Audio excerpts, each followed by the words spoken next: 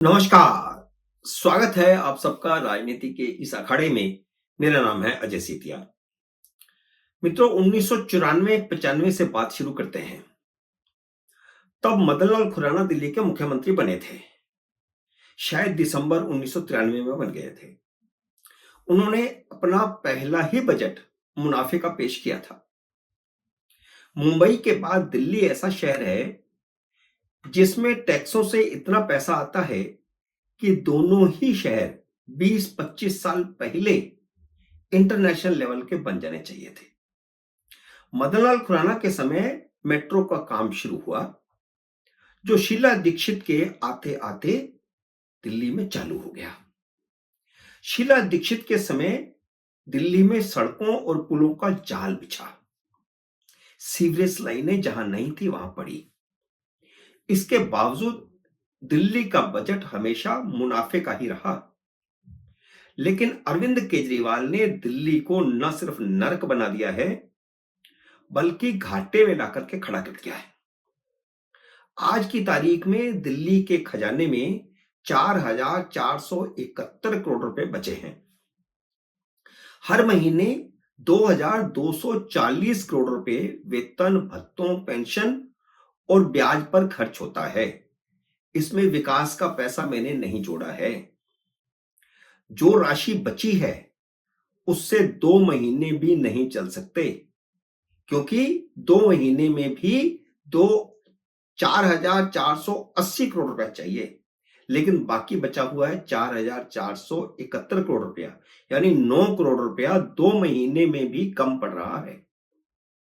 जबकि साल के 7 महीने बीते हैं और 5 महीने बाकी पड़े हैं।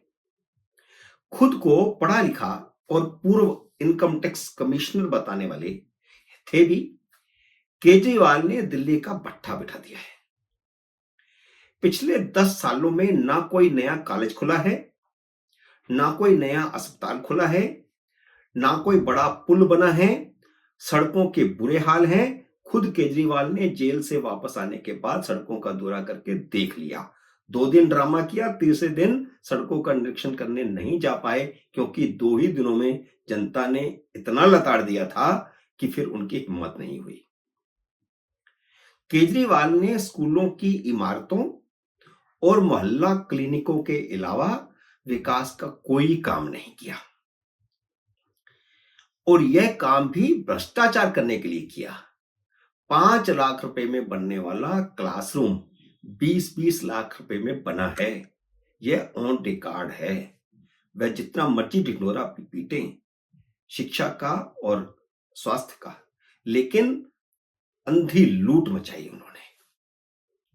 आधे मोहल्ला क्लिनिकों में कुत्ते मूत रहे हैं, लेकिन उनका किराया आम आदमी पार्टी के वर्करों को दिया जा रहा है।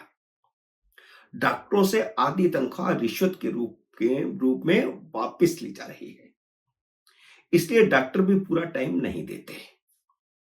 मंत्रालयों में सलाहकारों के नाम पर आम आदमी पार्टी के सैकड़ों वर्करों को करोड़ों रुपए की मोटी तनख्वाह दी गई। मुफ्त बिजली पानी के नाम पर दिल्ली के निम्न वर्ग और निम्न मध्यम वर्ग के परिवारों ने दिल्ली का भट्ठा बिठाने में अरविंद केजरीवाल की मदद की।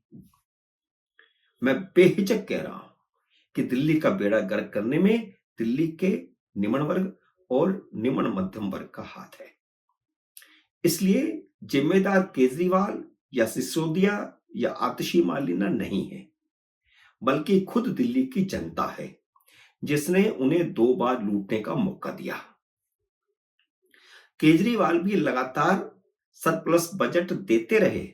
सिर्फ इतना नहीं कि मदनलाल खुराना ने सरप्लस बजट दिया, साहब सिंह वर्मा ने सरप्लस बजट दिया, शीला दीक्षित ने सरप्लस बजट दिया, बल्कि अरविंद केजरीवाल ने भी पिछले 10 सालों में सरप्लस बजट ही दिया है।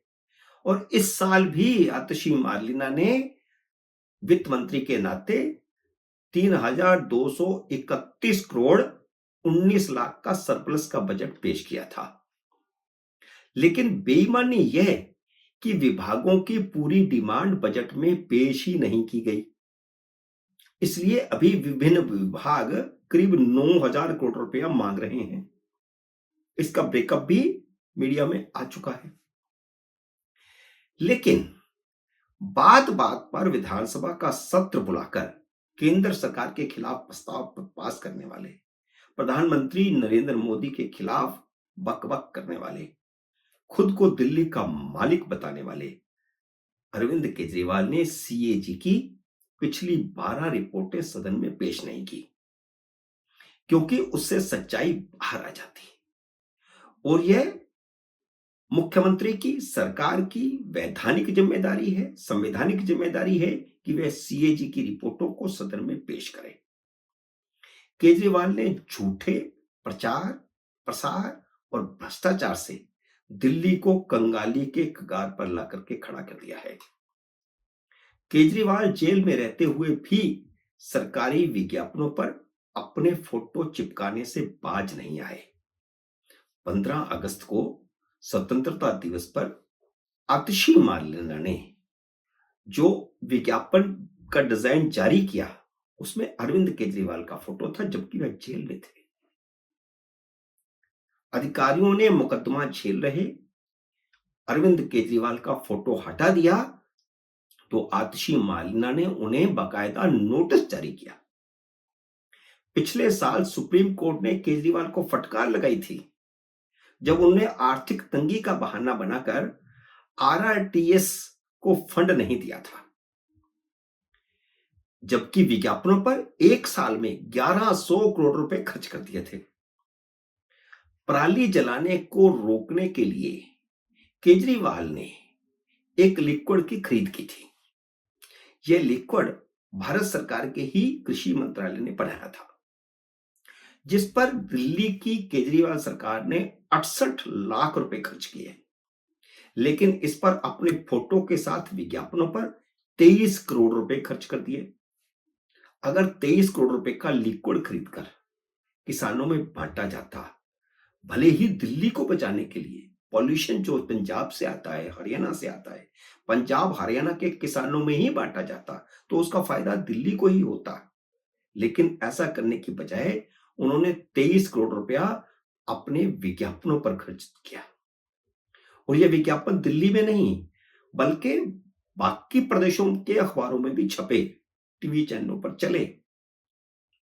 शीला दीक्षित के आखिरी साल के मुकाबले केजरीवाल ने 5000 गुना खर्चा अपना चेहरा चमकाने के लिए किया है, यानी विज्ञापनों पर किया है। 5000 गुना। और कितने 10 साल हुए हैं सरकार में, 10 सालों में 5000 गुना।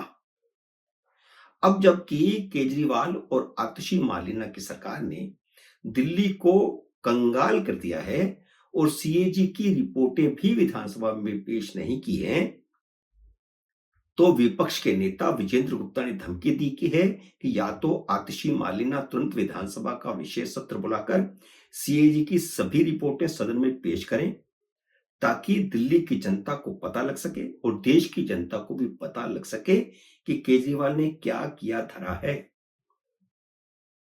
और नहीं तो वह सुप्रीम कोर्ट में जाएंगे।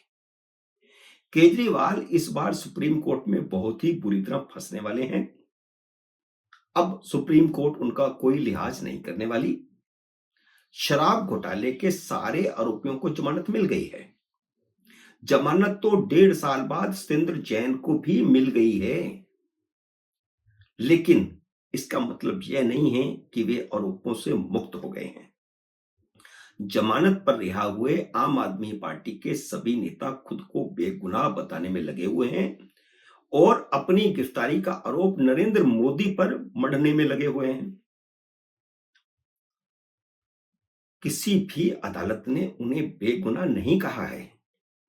पहले वह कहते थे कि उन्हें जनता कट्टर ईमानदार होने का सर्टिफिकेट देगी, लेकिन अब तो हरियाणा की जनता ने उन्हें कट्टर बेईमान होने का सर्टिफिकेट दे दिया है। इसलिए अब सुप्रीम कोर्ट किसी प्रेशर में भी नहीं होगी। और देखिए आने वाले दिनों में केजरीवाल की, आतिशी मार्लेना की सुप्रीम कोर्ट में कैसी खिंचाई होती है। मित्रों, उम्मीद है मेरा यह वीडियो आपको पसंद आया होगा। इसे लाइक और शेयर कीजिए। अगर आपने मेरे यूट्यूब चैनल को अब तक सब्सक्राइब नहीं किया तो कृपया सब्सक्राइब करके अपना आशीर्वाद दीजिए। जल्दी मिलते हैं अगले वीडियो में किसी अन्य विषय के साथ। तब तक नमस्कार।